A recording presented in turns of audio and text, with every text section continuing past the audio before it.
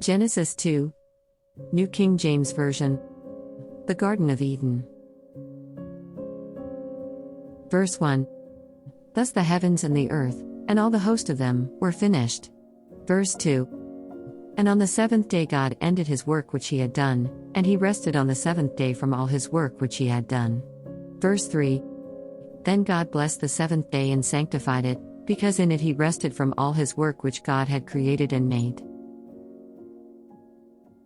Verse 4. This is the history of the heavens and the earth when they were created, in the day that the Lord God made the earth and the heavens. Verse 5. Before any plant of the field was in the earth and before any herb of the field had grown. For the Lord God had not caused it to rain on the earth, and there was no man to till the ground. Verse 6. But a mist went up from the earth and watered the whole face of the ground. Verse 7. And the Lord God formed man of the dust of the ground, and breathed into his nostrils the breath of life, and man became a living being.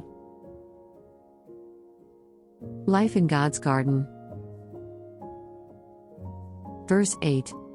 The Lord God planted a garden eastward in Eden, and there he put the man whom he had formed. Verse 9.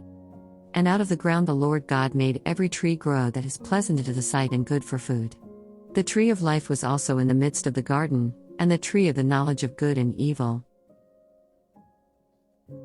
Verse 10. Now a river went out of Eden to water the garden, and from there it parted and became 4 riverheads. Verse 11. The name of the first is Pishon. It is the one which skirts the whole land of Havilah, where there is gold. Verse 12. And the gold of that land is good. Bdellium and the onyx stone are there. Verse 13.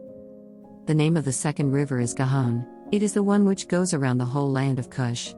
Verse 14.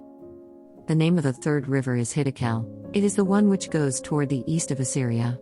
The fourth river is the Euphrates. Verse 15. Then the Lord God took the man and put him in the Garden of Eden to tend and keep it. Verse 16. And the Lord God commanded the man, saying, Of every tree of the garden you may freely eat. Verse 17. But of the tree of the knowledge of good and evil you shall not eat, for in the day that you eat of it you shall surely die. Verse 18.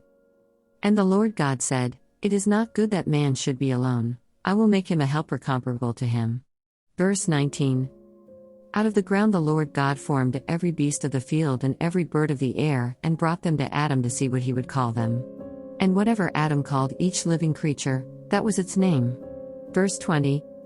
So Adam gave names to all cattle, to the birds of the air, and to every beast of the field. But for Adam there was not found a helper comparable to him. Verse 21. And the Lord God caused a deep sleep to fall on Adam, and he slept, and he took one of his ribs, and closed up the flesh in its place. Verse 22. Then the rib which the Lord God had taken from man he made into a woman, and he brought her to the man. Verse 23. And Adam said, This is now bone of my bones, and flesh of my flesh. She shall be called woman, because she was taken out of man.